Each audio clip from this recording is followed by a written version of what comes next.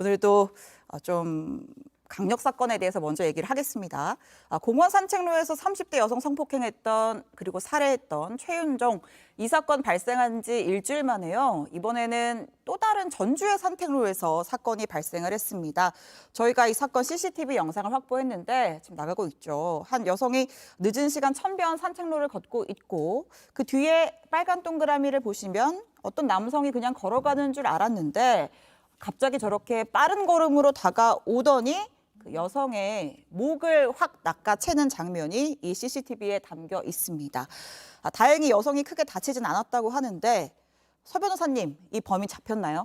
네, 경찰은 이제 CCTV 확인을 통해서 A 씨의 소재, 가해자의 소재를 파악하고 경찰에 잡혔습니다. 네. 잡혔고 일단 강제추행 혐의로 체포를 했다고 하는데요. 네.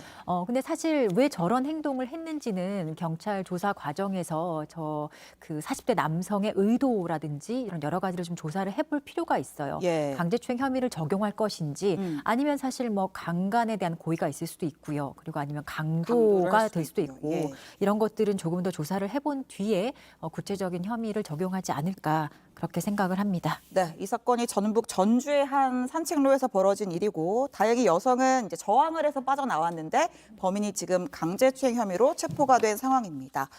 이 그 산책로가 천변이어가지고 밤에 가면은 뭐 가로등도 별로 없고 해서 좀 위험한가 봐요. 아무래도 좀 인적이 드물고 어둡고 강력 범죄가 일어날 가능성이 좀 높겠죠. 인적이 드문 등산로라던가 산책로 이런 곳에서 발생한 범죄가 지난 3년간 연평균 약 1만 건에 가깝다라고 해요. 예. 그래서 그런 이제 인적 드문 등산로나 산책로에서 특히 이제 강력 범죄 중 하나인 강제추행도 2020년 21건에서 지난해 32건으로 52%가 증가했다라고 합니다. 네. 아무래도 검거가 되지 않기 위해서 네. 하기 위해서는 인적이 드문 장소나 시간대를 노리는 것으로 보입니다. 근데 뭐 옛날에는 이렇게 인적 드물고 사람 없는데 안 가야지 뭐 좀 그런 데는 피하면 범죄의 위험에서 노출되지 않을 거라고 생각했는데 요새는 뭐 워낙 대낮에 또 공공장소에서도 범죄가 발생을 하니까 어딜 가야 좀 안전한가 이런 생각도 들기는 합니다. 자, 그 최윤정 사건이 발생했던 신림동의 경우에요. 이 관악경찰서에서 그 산악 순찰대를 꾸렸다고 해요. 그래서 이제 좀 한 달간 야산 등을 이제 새벽 시간에 순찰하고 지금 이제 산악 순찰대의 모습인데 한다고 합니다, 순찰을. 근데 이게 과연 현실성이 있는 대책이냐, 전형적인 보여주기 대책 아니냐 이런 비판도 있거든요. 네. 예. 지금 뭐 안 하는 것보다는 저렇게라도 일단 하는 게 저는 좋다고 생각을 하는데 예. 문제는 이게 지금은 좀 한시적으로 저렇게 운영을 해본다고 얘기를 했어요. 네. 근데 과연 이제 저 산이라는 등산로라는 저 넓은 반경을 단 몇 명이 저렇게 순찰한다고 해서 사실상 어떤 범죄가 적극적으로 예방될 것이라고는 기대하기는 어렵고요. 네. 그리고 실제로 이제 저런 순찰을 하다가 범죄 혐의점이 있는 사람을 발견했을 때 네. 어떻게 이 사람들이 그 범죄 혐의점이 있는 사람들을 한테 대응을 할 것이냐 이런 것도 문제가 있고요. 네. 그래서 이렇게 지금 사실 아무것도 안 할 수 없기 때문에 예, 저는 이런 것 산악 순찰대라도 운영한다고 생각을 하는데 이런 것들이 좀 적극적으로 우범지대 같은 걸 좀 발굴을 하고요. 네. 지자체나 뭐 경찰 모든 사실 그 관련 기관들이 협업을 해서 우범지대도 발굴하고 네. 이것이 좀 장기적이고 지속적인 대책이 될 수 있도록 좀 현실에 맞게 네. 이런 대책을 꾸려야 될 필요가 있다고 봅니다. 네. 김 박사님도 혹시 한 말씀? 이게 한시적으로 이루어지는 부분이기 때문에 당연히 뭐 일시적인 상황일 수밖에 없는데요. 결국 그러면 이것의 효과는 무엇인가를 생각해 본다라면 이 지역 주민들이 그나마 좀 안심을 할 수 있는 일정 기간이라도 안심을 할 수는 있겠지만 그 이후에는 그 불안이 여전히 가중될 수 있는 부분이기 때문에 장기적인 대책이 필요하다라고 보입니다. 그러니까요. 지금 한 달밖에 못 하는 게 인력이 부족해서 뭐 결국 그런 거라고 하니까 진짜 장기적으로 좀 대책을 마련할 필요가 있어 보입니다. 자, 요즘은 뭐 주택가도 안심할 수가 없죠. 두 번째 사건을 저희가 또 준비를 했습니다. 반지하 주택 앞에서요. 음란행위 하다가 걸린 남성이 구속이 됐다고 하는데요. 김 박사님 사건 설명 좀 해주세요. 지난 21일 오후 10시 20분경에 관악구의 한 주택에서 발생한 사건인데요. 예. 이 30대 남성 A씨가 그 주택의 담을 넘어서 반지하 창문 앞에서 내부를 엿보면서 음란 행위를 했다라는 혐의를 이제 받은 겁니다. 안에 사람이 있었어요? 당시에 이제 그 주변을 이제 배회하고 있는 네. 상황에서 이제 피해자가 이제 집으로 들어가기를 기다렸던 것으로 보여져요. 집에는 없었는데 네. 기다린 그 배회하다가 예. 이제 그 이후에 그 앞에서 수상한 행동을 이제 네. 하니까 당시 이제 빌라 관리인이 신고를 해서 네. 이제 출동한 경찰에 의해서 도주하려던 A 씨를 범행 인근 현장에서 체포한 사안입니다. 자, 지금 뭐 구속영장도 발부가 됐습니다. 사람도 없는 집 안에서 네. 뭔가를 뭐 기다리면서인지 뭐 상상하면서인지 모르겠지만 어쨌든 음란 행위를 했고 그러니까 집주인이 누군지 알고 좀 타겟을 삼았다고 봐야 할까요? 사전에 뭐 지금 이제 조사 과정에서 이 사람이 네. 이 여기를 왜 여기서 이런 행동을 음. 했는지가 밝혀지겠지만 네. 정말 이 거주자를 뭔가 대상으로 했다면 네. 사전에 누가 살고 있는지 그리고 몇 명이 사는지 뭐 이런 것들을 다 알았을 수도 있겠죠. 그렇죠. 근데 이제 그런 것들은 추후에 밝혀지게 될 거라고 네. 저는 보는데 이제 이런 행위는 사실은 전형적인 공연 음란죄에 해당하는 행위거든요. 그리고 뭐 사전에 만약에 범행을 물색했다 아니면 또 물색하는 과정에서 다른 여죄가 있는지 이런 것들도 더 좀 조사해봐야 될 것 같습니다. 그러니까요. 사전에 뭐 타겟을 삼았든 아니든 간에 정말 무서워서 살 수가 있을지 싶습니다. 자, 이런 적이 있었나 싶을 정도로 전국에 흉악범죄가 잇따르고 있는데 자, 어제 정부가 경찰력을 치안에 최대한 투입하겠다 이렇게 발표를 했습니다. 잠깐 듣고 오겠습니다.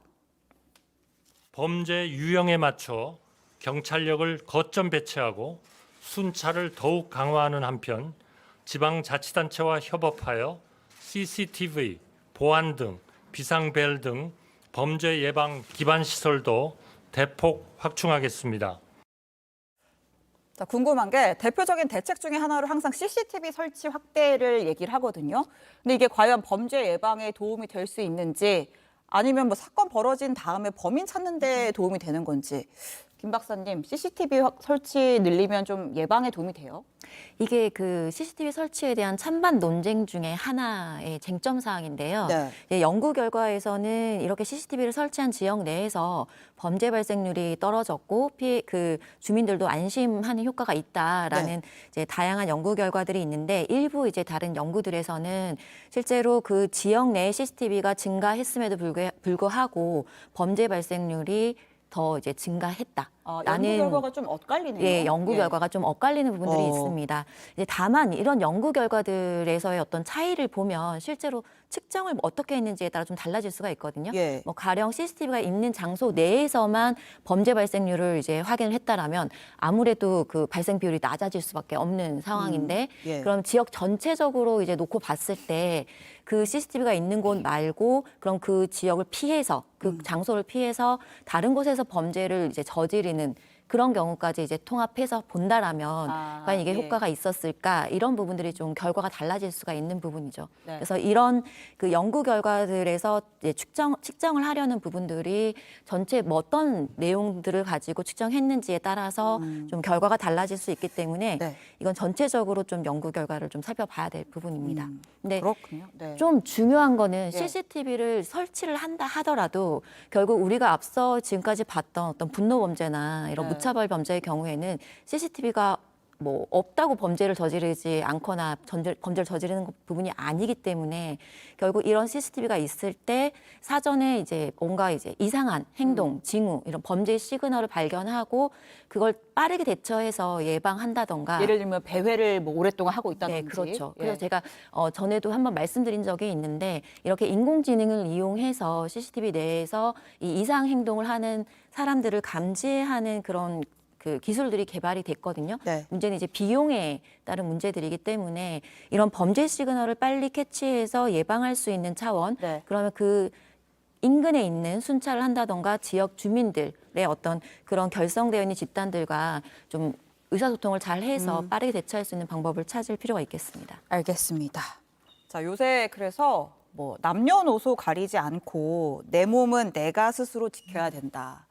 아무도 나를 지켜주지 않는다. 이런 얘기를 많이 해요. 그러다 보니까 뭐 호신용품에 대한 얘기도 많이 나오는 것 같아요. 혹시 서 변호사님 호신용품 뭐 구입하거나 가지고 다니신 적 가지고 있으세요? 다니지 않고 구입해 본 적도 사실 없어요. 네. 근데 안 그래도 관심이 있어서 찾아봤는데 예. 과연 이걸 내가 위험 상황에서 제대로 쓸 수 있을까 하는 네. 의문이 들더라고요. 네. 예를 들어 뭐 스프레이나 이런 것도 사실 반대로 쏘면 잘못 내가 쏘면. 그 호신용품에 결국 내가 해를 입게 되는 거잖아요. 예, 예. 그래서 거기 조작에 좀 익숙하지 않은 사람들이라면 호신용품이 경우에 따라서는 사실 자신을 지켜주는 게 아니라 네. 자신을 공격하는 어떤 또 다른 수단이 될 수 있을 것 같다는 생각도 저는 들더라고요. 그러네요. 네. 저희가 또 호신용품 관련 영상들을 좀 준비를 해봤는데 뭐 예를 들면 호신용품 종류가 뭐 전기 충격기도 있고 뭐 호루라기도 있고 지금 보시는 거는 이제 그 이렇게 길게 늘어나는 3단봉이에요. 근데 저거를 실제 위험 상황에서 어떻게 뭐 활용을 할 수 있을지 일종의 실험을 해보는 영상인데 근데